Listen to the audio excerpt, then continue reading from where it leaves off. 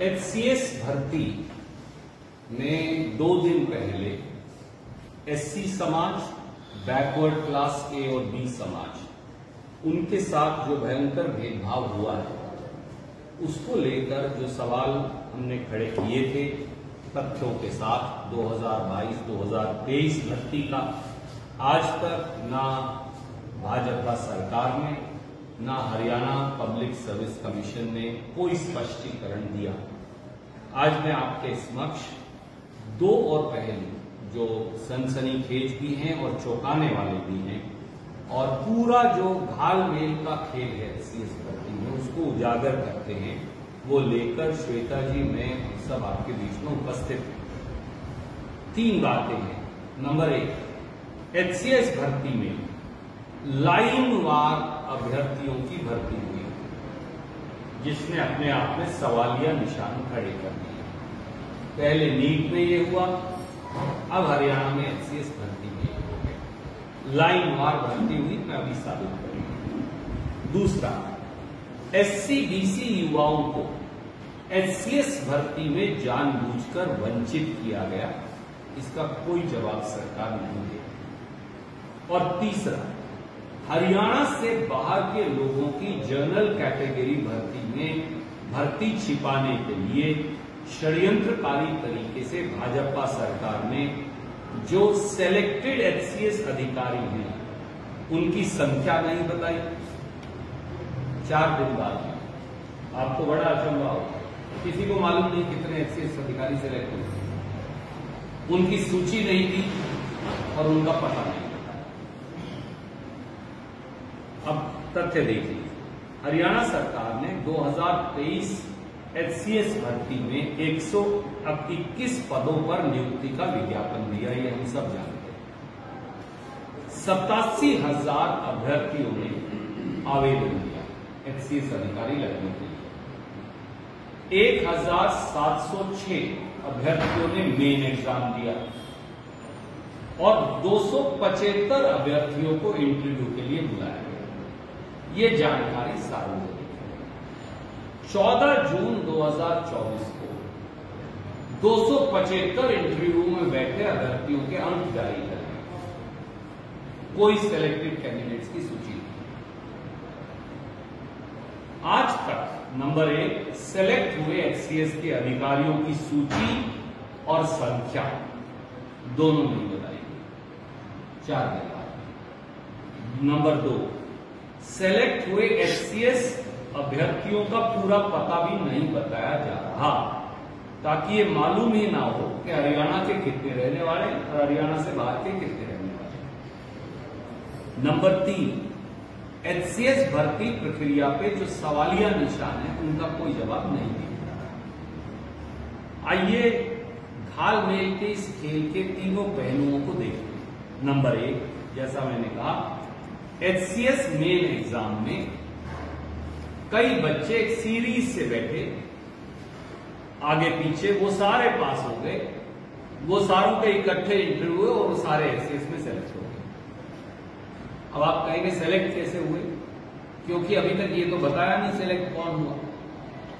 हमने ये मान लिया वो लिस्ट के नंबर पढ़े और सबसे ज्यादा नंबर वाले जो बच्चे थे वो 345 का कट ऑफ आता है, क्योंकि 275 के नंबर पता है और तो पता नहीं, तो उनमें जो सबसे ज्यादा नंबर है हमने देखे तो लगभग 345 जिसके नंबर होंगे वो एचसीएस में सेलेक्ट हो गया होगा। हमने मान लिया वही हुआ है। तो हमने 345 के आधार पे ये लिस्ट पे देखी। तो अब आप सीरीज वाइज रोल नंबर देखिए। 2311, 2313, 2314, 2317, 2318, 2322, 2325, 2329, 2330, 2332, 2333, 2335, 2338, 2342। 24 बच्चे एक कमरे में इकट्ठे बैठते हैं। ये कैसे हो सकता है? 87,000 बच्चे अप्लाई करते हैं, सारे एक लाइन में ही सेलेक्ट हो गए। नीट में इसके अलावा 2301, 2302, 2304 इकट्ठे सेलेक्ट, इकट्ठे एग्जाम में पास है, इकट्ठे ही सेलेक्ट, नहीं सब रोल नंबर आपको रिलीज कर। अब नीट एग्जाम में धांधली हुई है, 8 टॉपर एक दूसरे के आपके पीछे बैठे मिले, सब कहते हैं आपके समय 8 टॉपर एक लाइन में कैसे हो सकते, यहां तो घने हैं, बहुत सारे हैं यहां, ये सब इकट्ठे बैठे हुए हैं, एक ही कमरे में बैठे हैं, इकट्ठे एग्जाम पास कर रहे हैं, इकट्ठे इंटरव्यू में लाए जा रहे हैं, इकट्ठे सेलेक्ट हो रहे हैं। क्या ये अपने आप में सवालिया निशान है या नहीं, मैं आपके विवेक पर, आपके दर्शकों और पाठकों के विवेक पर छोड़ता हूं। सरकार को एक क्लैरिफाई तो करना पड़ेगा, क्या कारण है कि एक ही रोल नंबर सीरीज में सारे पास हुए जा रहे हैं, भर्ती हुए जा रहे हैं, तो बाकी 87,000 उनका क्या हुआ? ये तो है नहीं कि सारे मेरिटोरियस बच्चों ने इकट्ठे रोल नंबर ले लिए, बाकी सब। नंबर 2, 15 जून को 2 दिन पहले एससी और बीसी के अभ्यर्थियों को लेकर मैंने कई गंभीर सवाल खड़े किए, उनमें आज मैं फिर दोहराता, आज तक सरकार नहीं बता रही। एससी आरक्षित 31 पदों में से एचसीएस के 9 पद खाली क्यों छोड़ दिए? क्या पूरे हरियाणा के 90 लाख एससी समाज के लोगों में 31 लोग भी इस सरकार को नहीं मिल रहे जो एचसीएस अधिकारी लग सके? कोई रविदासी का बेटा बेटी, कोई वाल्मीकि का, कोई ओट का, कोई धाणक का, कोई सेसी का, कोई नहीं मिल रहा। और ये पहली बार नहीं हुआ, 2022 एचसीएस भर्ती में भी एससी आरक्षित 20 पदों में से 14 खाली छोड़ दिए थे, अब की बार 2 खाली छोड़ दी। तो कहां जाएं एससी समाज के लोग, क्या करें? नंबर 2, थोड़ा आगे पीछे किया जाए, एससी बीसीए और बीसीबी के जो बच्चे हैं, बीसीए के 19 आरक्षित पद थे, 3 गुना सावन बच्चे बुलाए जाने चाहिए थे, पर भाजपा सरकार ने 19 पदें 19 बच्चे बुलाए, 19 को सेलेक्ट कर लिया। 20वें बच्चे को मौका ही नहीं मिला इंटरव्यू तक भी बैठने का। तो बैकवर्ड क्लास ए के अंदर इतनी सारी जातियां हैं, उन 57 बच्चे आते तो आपके पास एक टैलेंट पूल आता। सुप्रीम कोर्ट भी ये कहती है जितने पद हों उसके 3 गुना बनाने पड़ेंगे, तो 19 दिया 57। अब 57 क्यों नहीं बुला रहे, आप 19 ही क्यों बुला रहे हो? जितने पद है setting.com हो गया, फैसला कर लिया, इसे ही सेलेक्ट करना है, उसी को बुलाया, उसी सेलेक्ट करना। फिर इंटरव्यू भी क्यों ले रहे हो यार, उन्हीं कर लेते सेलेक्ट। और 2022 एचसीएस भर्ती में भी इसी प्रकार बीसीए के 10 पद थे, 7 खाली छोड़ दिया आपने। तो या तो आप 3 गुना बच्चों को बुलाते नहीं, या उनकी पोस्ट खाली छोड़ देते बीसीए। क्यों?